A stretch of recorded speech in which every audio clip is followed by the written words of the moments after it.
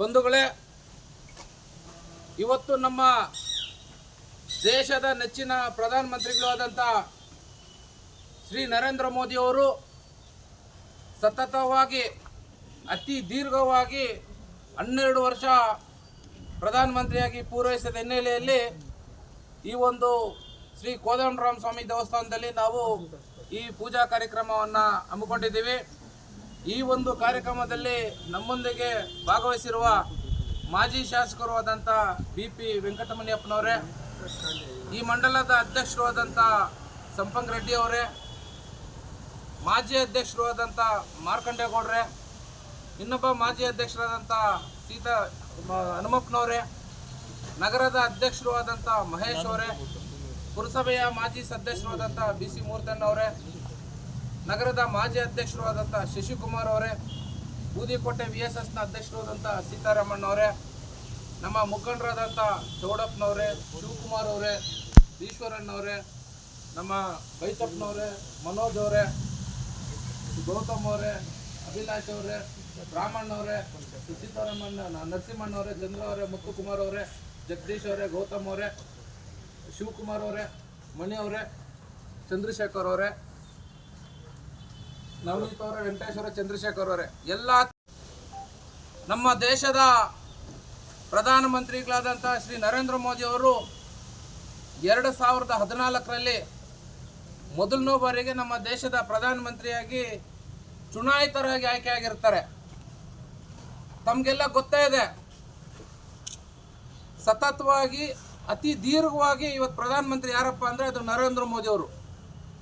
ಸುಮಾರು ಜನರಿಗೆ ಇದೊಂದು ಸ್ವಲ್ಪ ಗೊಂದಲ ಕೂಡ ಅನಿಸ್ಬೋದು. ಜವಾಹರ್ಲಾಲ್ ನೆಹರು ಅವರು 17 ವರ್ಷ ಇದ್ದರು, ನೀವು ಹೆಂಗೆ 12 ವರ್ಷ ಅಂತ ಹೇಳ್ತೀರಾ ಸುದೀರ್ಘ ಅಂತ. ತಮಗೆಲ್ಲ ಒಂದು ಮಾಹಿತಿಯಾಗಿ ಹೇಳ್ತೀನಿ.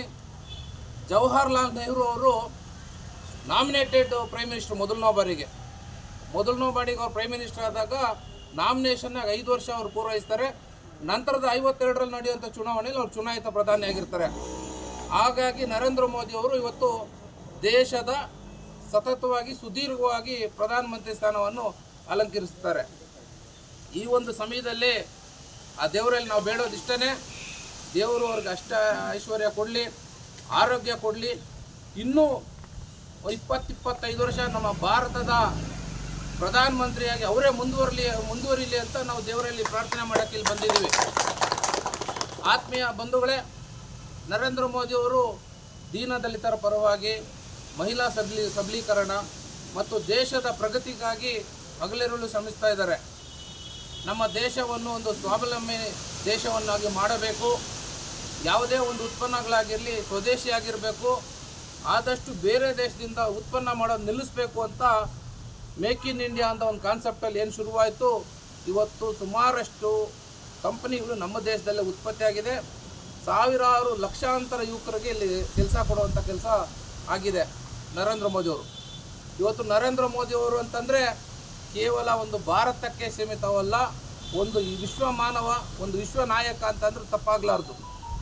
ನಾವೆಲ್ಲ ಸಣ್ಣವರಿದ್ದಾಗ ಪ್ರಧಾನಮಂತ್ರಿಗಳು ಯಾವುದೇ ದೇಶಕ್ಕೆ ಹೋಗಿದ್ದಾರೆ ಅಂತಂದರೆ ಹೋಗಿ ಬಂದಾದ್ಮೇಲೆ 3 ದಿವಸಕ್ಕೆ ಒಂದು ಸುದ್ದಿ ಗೊತ್ತಾಗ್ತಾಯಿತ್ತು, ಪ್ರಧಾನಮಂತ್ರಿ ಇಂಥ ದೇಶಕ್ಕೆ ಭೇಟಿ ಕೊಟ್ಟರು ಅಂತ. ಇವತ್ತು ಹೆಂಗಿದೆ ಅಂದರೆ ಒಂದು ನಮ್ಮ ಪ್ರಧಾನಮಂತ್ರಿ ಒಂದು ದೇಶಕ್ಕೆ ಹೋಗ್ತಾರೆ ಅಂದರೆ ಆ ದೇಶದ ಸಾರ್ವಜನಿಕರು, ಆ ದೇಶದ ರಾಜಕಾರಣಿಗಳು ಮೋದಿಯವ್ರು ಬರ್ತಾರೆ ಅಂತಲೇ ಕಾಯ್ತಿರ್ತಾರೆ, ಅದಕ್ಕೆ ಪ್ರಿಪ್ರೇಷನ್ ಮಾಡ್ತಿರ್ತಾರೆ. ಒಬ್ಬ ಪ್ರಧಾನಮಂತ್ರಿ ಬಂದಾಗ ನೇರವಾಗಿ ಏರ್ಪೋರ್ಟ್ಗೆ ಹೋಗಿ ರಿಸೀವ್ ಮಾಡ್ಕೊಳ್ಳೋಂಥ ಪರಿಸ್ಥಿತಿ ಬೇರೆ ದೇಶದ ಪ್ರಧಾನಿಗಳ ಪರಿಸ್ಥಿತಿ ಆಗಿದೆ. ಇವತ್ತು ನಮ್ಮ ಭಾರತದ ಪ್ರಧಾನಮಂತ್ರಿ ವಿಶ್ವಗುರು ಆಗಬೇಕು ಅಂತ ಎಲ್ಲರೂ ಬಯಸ್ತಾ ಇದ್ದೀವಿ. ಹಾಗಾಗಿ ಇವತ್ತು ನಾವು ಕೋದಂಡರಾಮ ಸ್ವಾಮಿ ದೇವಸ್ಥಾನದಲ್ಲಿ ಈ ಒಂದು ವಿಶೇಷ ಪೂಜೆ ಹಮ್ಮಿಕೊಂಡಿದ್ದೀವಿ. ನಮ್ಮೆಲ್ಲ ಭಾರತೀಯ ಜನತಾ ಪಾರ್ಟಿ ಮುಖಂಡರು ಇವತ್ತು ಈ ಕಾರ್ಯಕ್ರಮದಲ್ಲಿ ನಾವು ಪಾಲ್ಗೊಂಡು ನಮ್ಮ ದೇಶದ ಪ್ರಧಾನಮಂತ್ರಿಗೆ ಮೆಚ್ಚುಗೆ ಸೂಚಿಸಲು ನಾವು ಬಂದಿರ್ತೀವಿ.